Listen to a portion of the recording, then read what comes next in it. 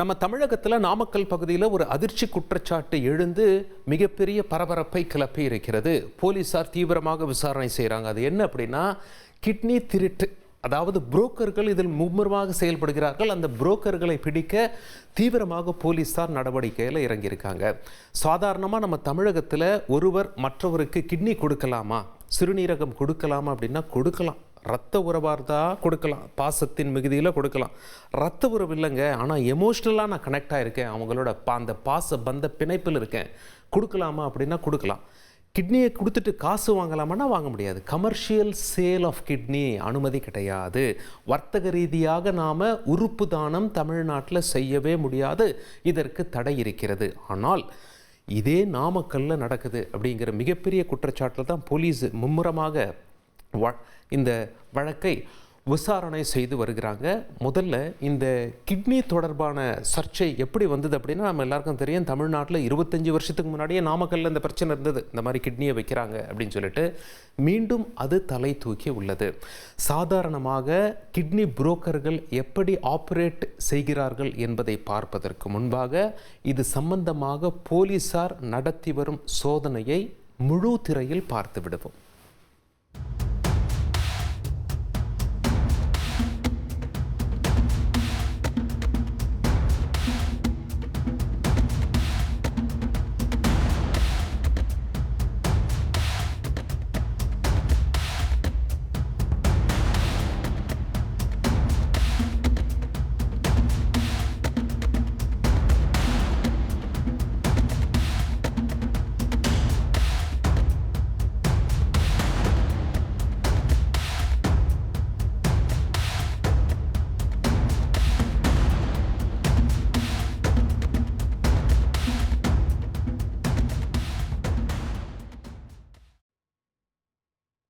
ஆனந்தன் அப்படிங்கிற புரோக்கரை போலீஸார் மும்முரமாக தேடி வராங்க. அவர் 2 நாள் அப்ஸ்காண்டிங்கில் இருக்கார் அப்படின்னு சொல்லப்படுகிறது. சரி, புரோக்கர்கள் என்ன செய்கிறாங்க, நாமக்கல் பகுதியில் எப்படி மக்களை சுற்றி வரைக்கிறார்கள் அப்படின்னு சொல்லி பார்க்கும் பொழுது, ஏழை மக்களை, வறுமையில் உள்ளவர்களை, கடன் பெற்று வட்டியில் சிக்கி தவிப்பவர்களை இந்த புரோக்கர்கள் கும்பல் குறிவைக்கிறது.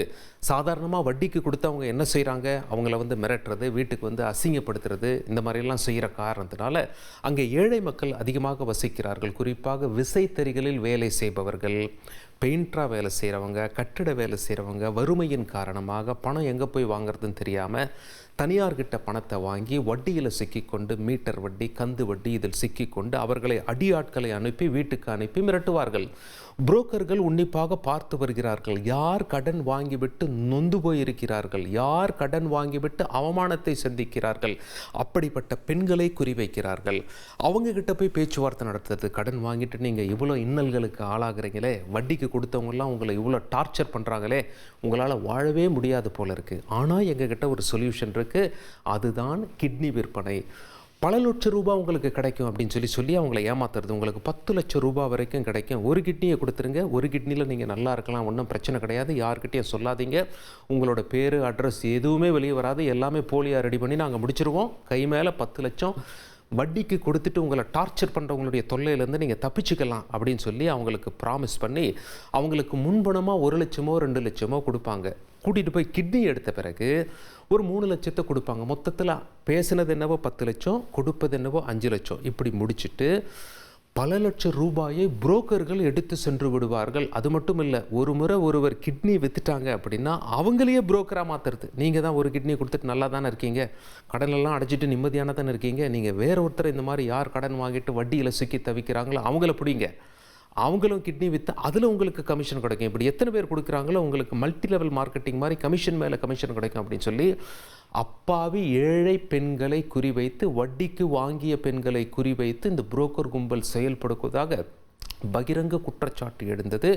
மருத்துவ டீமும் விசாரிக்கிறாங்க, போலீஸும் விசாரிக்கிறாங்க. குறிப்பாக ஆனந்தன் அப்படிங்கிற ஒரு புரோக்கரை போலீஸார் தேடி வருகிறார்கள். இந்த கிட்னி எடுக்கிற மருத்துவமனைகள் அந்த பகுதியிலேயே இருக்கான்னு கேட்டால் அது சந்தேகம்தான் சொல்கிறாங்க.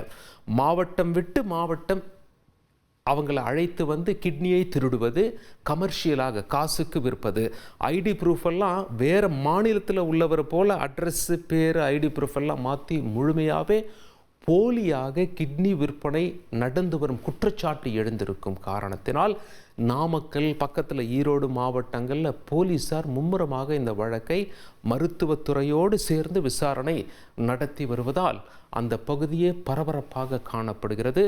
நீங்கள் வட்டிக்கு வாங்கிட்டு ஒருவேளை சிக்கி தவித்தீங்கன்னா இந்த மாதிரி கிட்னி திருட்டு புரோக்கர்கள்கிட்ட மிகவும் ஜாக்கிரதையாக இருக்க வேண்டும். கிட்னியை விற்பது தவறு. கிட்னிக்கு அவங்க விற்பதற்காக பேசும் பணத்தையும் தராமல் உங்களை ஏமாற்றி விடுவார்கள். கிட்னியையும் திருடி கொண்டு போய் அவர்கள் பணம் பார்த்து விடுவார்கள். இது சட்டப்படி குற்றம். மிகவும் ஜாக்கிரதையாக நீங்கள் இருக்க வேண்டும்.